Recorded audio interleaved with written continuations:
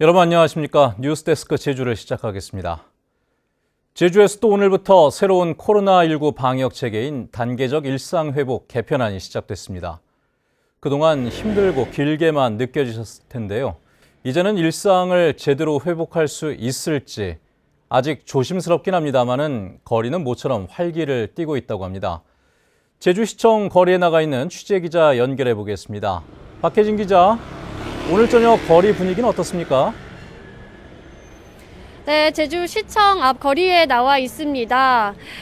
네, 제주시청 앞 거리에 나와 있는데요. 그동안 이곳 상권은 코로나19 장기화로 인해 시민들의 발걸음이 뚝 끊기면서 매출에 큰 타격을 입었던 곳인데요. 하지만 오늘은 제 뒤로 보시는 것처럼 쌀쌀한 날씨 속에서도 시민들이 일행들과 함께 어울려 다니는 모습을 볼 수 있습니다. 오늘부터 영업시간 제한이 해제되면서 시민들은 오랜만에 자유롭게 저녁 시간을 보낼 수 있다며 환영하는 분위기입니다. 평소에는 손님이 비교적 적은 월요일 저녁 이지만 음식점과 주점 등에는 손님들의 발길이 계속 이어지고 있는데요. 앞으로 밤 늦게까지 영업을 할 수 있게 되면서 제주시청 앞에는 더 많은 사람들이 몰릴 것으로 예상됩니다. 오랜만에 제주의 밤거리도 활기를 띠고 있는 것 같은데 자영업자들의 반응은 어떻습니까? 네, 오늘 음식점 몇 군데를 제가 직접 찾아가 봤는데요. 이 식당들은 아직은 좀 더 상황을 지켜봐야겠지만 그래도 다시 식당 영업을 제대로 할 수 있게 됐다며 긍정적인 반응을 보였습니다. 그분들의 입장을 직접 살펴보도록 하겠습니다. 40~50명씩도 받고 그렇게 했는데 1년 넘도록 장사를 못 해갖고 근데 앞으로 이제 기대가 커요. 크고 단체도 많이 받을 수 있고 10명 이상이면 충분하니까 기대가 커요. 아무튼간 좋아요. 오늘부터 식당과 카페, 노래 연습장과 PC방 등 대부분의 다중이용 시설은 24시간 영업할 수 있게 됐습니다. 사적 모임은 백신 접종 여부와 관계없이 최대 12명까지 허용돼 직장 내 회식이나 친목 모임도 할 수 있게 됐습니다. 다만 식당과 카페에서는 미접종자는 4명까지만 모일 수 있고요. 유흥시설은 밤 12시까지 문을 열 수 있습니다. 또 실내 체육시설과 목욕탕, 유흥시설과 노래 연습장 등에는 접종 완료자와 음성 확인자가 아니면 이용이 제한되는 방역 패스가 도입됩니다. 하지만 미접종자 차별 논란 때문에 1~2주 정도 계도 기간을 갖기로 했고 업주들의 불만도 적지 않은 상황입니다. 저희 체육시설업에 이제 적용하잖아요. 근데 일일이 확인도 굉장히 어렵고 또 백신 안 맞으셨다고 해서 그걸 강제적으로 이제 계도 기간 2주가 있긴 하지만 안 나오시게 되면 분명히 정지나 환불이 나오게 될 거고 매출에 영향이 올 거고. 결혼식과 장례식, 지역축제와 설명회 등 행사와 집회는 접종 유무와 관계없이 99명까지, 접종 완료자는 499명까지 허용됩니다. 제주도는 다음 달 13일까지 상황을 지켜본 뒤 유흥시설 등에 대한 방역 조치 추가 완화 여부를 결정합니다. MBC 뉴스 박혜진입니다. 단계적 일상회복 첫날인 오늘 제주 지역에서는 오후 5시까지 코로나19 확진자 2명이 발생했습니다. 신규 확진자 가운데 1명은 서울을 방문한 도민이며 1명은 대구에서 온 입도객입니다. 지난달 코로나19 확진자는 218명으로 지난 5월 이후 가장 적었고 올 들어 가장 많았던 8월에 4분의 1로 줄었습니다. 위드 코로나와 함께 국내 최대 관광지인 제주의 관광업계는 연말 연시 특수에 대한 기대감이 높습니다. 코로나 이전 제주에만 허용됐던 중국인들의 무사증 입국도 언제쯤 풀릴지 관심거리인데 제주도는 아직까지 신중한 입장입니다. 박주영 기자의 보도입니다. 한라산 기슭에 있는 자연휴양림 주차장입니다. 전세버스가 도착하고 관광객들이 내리기 시작합니다. 우거진 편백나무를 만끽하기 위해 오랜만에 찾아온 단체 관광객입니다. 코로나19 여파로 그동안 단체 관광객은 거의 없었지만 새로운 방역 대책이 시행되면서 많은 관광객들이 한꺼번에 찾아온 겁니다. 아무래도 조금은 더 잠잠해지고 이제 국민들도 워낙 이런 방역에 익숙해져서 조금 더 홀가분한 마음으로 왔습니다. 공기 너무 맑고 해서 참 즐기다 이렇게 가려고 합니다. 코로나19로 단체 관광이 중단되면서 사실상 개점 휴업 상태였던 제주 지역 전세버스 예약률은 최근 40%까지 올랐습니다. 사회적 거리두기가 점차 완화되면서 지난달 제주를 찾은 관광객은 117만 명으로 지난해 같은 기간보다 15% 늘었습니다. 우리 전세버스뿐만 아니라 그 여행사나 관광업계들이 그 연말에 이 특수기회를 지금 노리는데 이게 지금 위드 코로나가 되셔가지고 많은 손님들이 들어오지 않을까 생각됩니다. 하지만 중국인 관광객들이 많이 찾았던 제주 시내 상점가는 여전히 한산합니다. 코로나19 발생 직후 중단됐던 국제선 항공편과 무사증 입국 제도가 재개되지 않고 있기 때문입니다. 무사증으로 들어올 수 있어야만 우리 외국인들이 들어올 거기 때문에 그냥 상권을 살리기 위해서는 무사증이 빨리 풀려야 된다고 저희들은 생각하고 있습니다. 하지만 제주도는 코로나19 상황을 지켜봐야 한다며 신중한 입장인데다 제주도민 사이에서도 찬반이 엇갈리고 있어 외국인 관광객 수가 회복되기에는 시간이 걸릴 것으로 보입니다. MBC 뉴스 박주연입니다.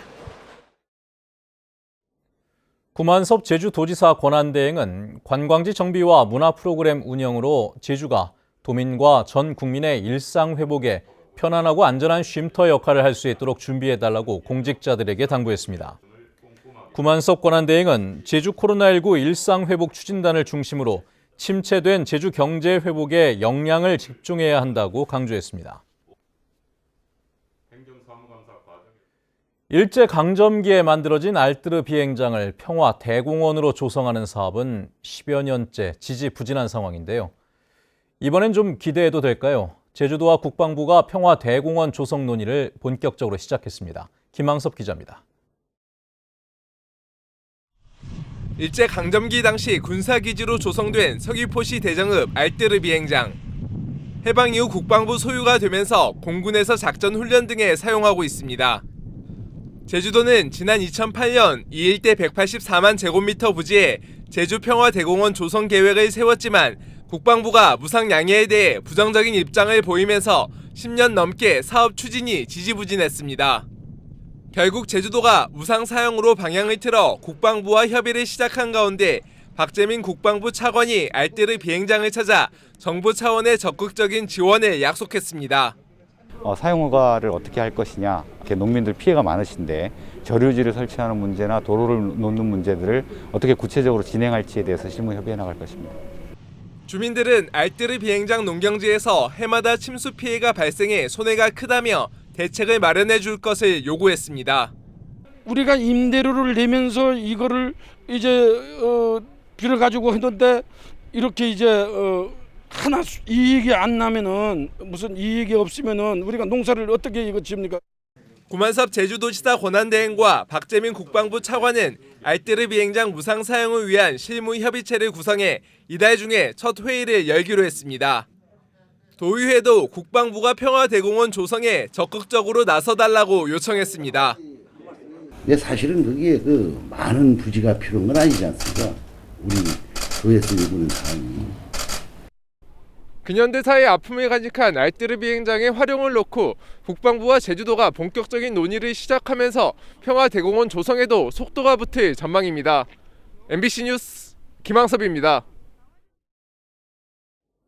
제주도 의회 행정자치위원회는 제주시청 신청사 건립계획은 막대한 재정 부담이 우려된다며 내년 지방선거 이후로 논의를 미루기로 했습니다. 한편 환경도시위원회는 한동평대 해상풍력 환경영향평가 동의안이 전자기파에 대한 심도 있는 검토가 필요하다며 심사를 보류했고, 농수축경제위원회는 제주 일자리 재단 설립 조례안을 11대 의회 임기 안에는 상정하지 않기로 했습니다.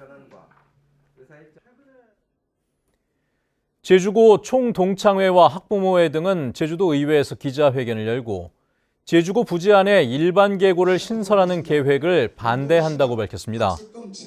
이들은 제주고 부지를 제주고 인재 육성 목적에 반하는 교육행정에 사용하는 것에 동의할 수 없다며 반대 요구가 관철될 때까지 투쟁하고 특성화고인 제주고를 일반 계고로 전환하는 대안을 고려하라고 주장했습니다.